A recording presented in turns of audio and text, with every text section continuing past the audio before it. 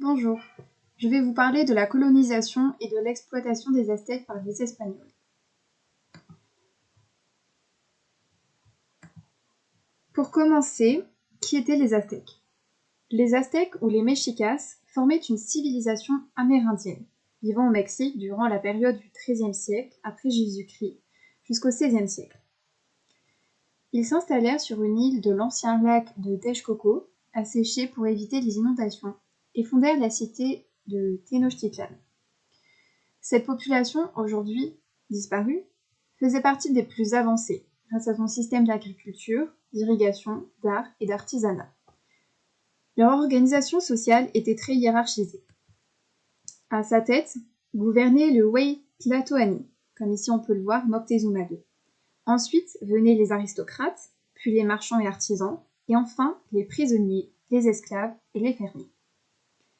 À cette époque, les Aztèques étaient maîtres de la vallée de Mexico, bien que de nombreuses tribus furent contre leur domination. En 1519, des conquistadors espagnols, venus de Cuba, parmi lesquels Hernán Cortés, débarquèrent sur les côtes du Mexique à la recherche de trésors et de richesses. Ces derniers avaient pour ambition de se rendre à Tenochtitlan, qui était une ville réputée pour ses nombreuses richesses. Sur la route de Tenochtitlan, les conquistadors s'associèrent à un clan ennemi des Aztèques, les Tlaxcaltèques. Suite à cette alliance, d'autres clans les rejoignirent. Cependant, les Aztèques étaient déjà au courant de la venue des conquistadors espagnols, grâce à des signes célestes qui se manifestèrent.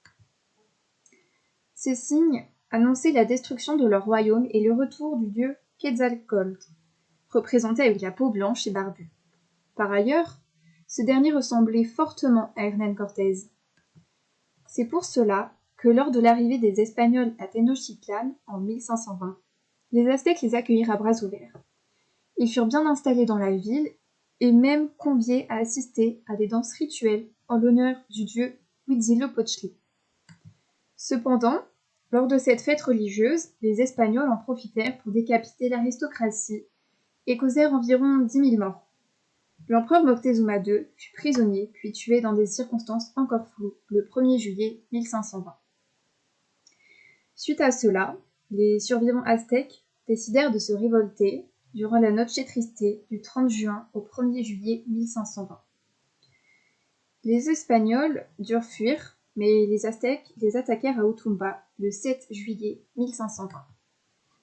Étant supérieurs technologiquement, munis d'armures, de fusils, de canons et agissant par surprise, les conquistadors l'emportèrent, bien qu'ils furent en forte infériorité numérique.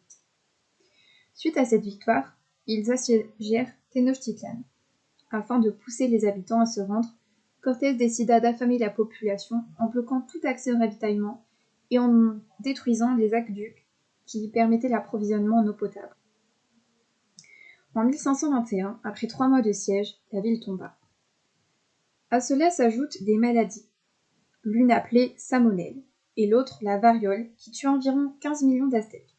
Toutes deux furent amenées par les Espagnols, et celle-ci eut raison de la résistance autochtone et mena à leur perte. Les Espagnols, qui dominent à présent les Aztèques, soumettent la population au christianisme et à la culture espagnole. À cela s'ajoute la création d'encomienda, c'est-à-dire un territoire regroupant des centaines d'indigènes soumis à un travail forcé dans les mines pour trouver de l'or ou des minéraux, les rivières aurifères et les champs pour cultiver. Celui qui dirige les encomiendas est appelé l'encomendero. Par ailleurs, pour mettre un terme à la religion des Aztèques, les conquistadors déclenchèrent des incendies de temples et sanctuaires, détruisirent et brûlèrent statues et œuvres d'art sacrées.